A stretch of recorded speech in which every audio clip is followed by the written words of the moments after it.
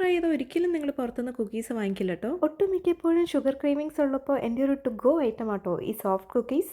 ഇതുണ്ടാക്കാൻ വളരെ ചുരുങ്ങിയ ഐറ്റംസ് മതി കേട്ടോ.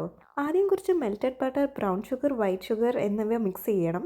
പിന്നെ കയ്യിലിരിക്കുന്ന ഒരു മുട്ട അങ്ങ് പൊട്ടിച്ചങ്ങിടാം. അതിൻ്റെ കൂടെ നല്ലൊരു ഫ്ലേവർ കിട്ടാൻ വനില എസൻസും കൂടി ഒഴിക്കാം. ഇതെല്ലാം കൂടി ഒന്ന് നല്ലോണം മിക്സ് ആയിക്കോട്ടെ കേട്ടോ. ഇതെല്ലാം ഒന്ന് ഇളക്കി വരുമ്പോഴേക്കും നമ്മുടെ മെയിൻ ഇൻഗ്രീഡിയൻ്റായ മൈദ, ഇച്ചിരി സോൾട്ട്, ഇച്ചിരി ബേക്കിംഗ് സോഡ എന്നിവ കൂടി എല്ലാം ചേർത്ത് നല്ലോണം ഒന്ന് മിക്സ് ചെയ്യാം. ഇതൊക്കെ മിക്സ് ചെയ്യുമ്പോൾ കൈ അങ്ങ് കഴിക്കുമെങ്കിലും സാരമില്ല, അതൊക്കെ മാറ്റി വെച്ച് നല്ലോണം അങ്ങ് മിക്സ് ആവട്ടെ കേട്ടോ. മെൽറ്റഡ് ബട്ടർ യൂസ് ചെയ്തതുകൊണ്ട് തന്നെ ഇതങ്ങ് മിക്സ് ചെയ്യുമ്പോൾ ഭയങ്കര അടിപൊളി സ്മെല്ലാട്ടോ. മിക്സ് ആവാൻ കുറച്ച് ടൈം എടുക്കുവാണെങ്കിലും ലാസ്റ്റ് ഒരു ഫൈനൽ നമുക്കൊരു സോഫ്റ്റ് കുക്കി ഡോ ആട്ടോ കിട്ടുന്നേ. ഇനി നമുക്ക് അതിനകത്ത് ചേർക്കാനുള്ളത് കുറച്ച് ചോക്ലേറ്റ് ചിപ്സ് ആട്ടോ. ഞാനിവിടെ ഡാർക്ക് ചോക്ലേറ്റ് ആണ് യൂസ് ചെയ്യുന്നത്. ബട്ട് ഞാൻ കുറച്ചെന്ന് പറഞ്ഞെങ്കിലും ഞാൻ ഫുൾ പാക്കറ്റ് യൂസ് ചെയ്തു, കാരണം ഞാൻ ഭയങ്കര ഒരു ചോക്ലേറ്റ് പ്രേമിയാട്ടോ.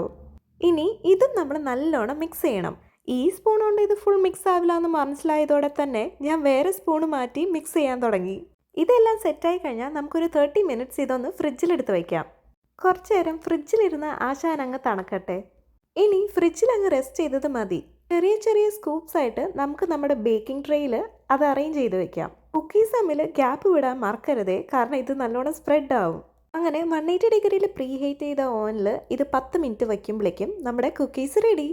ഈ കുക്കീസ് എത്ര കഴിച്ചാലും മതിയാവില്ല കേട്ടോ, അത്രയ്ക്കും സോഫ്റ്റ് ആൻഡ് ചൂവി ടെക്സ്ചറാണ്.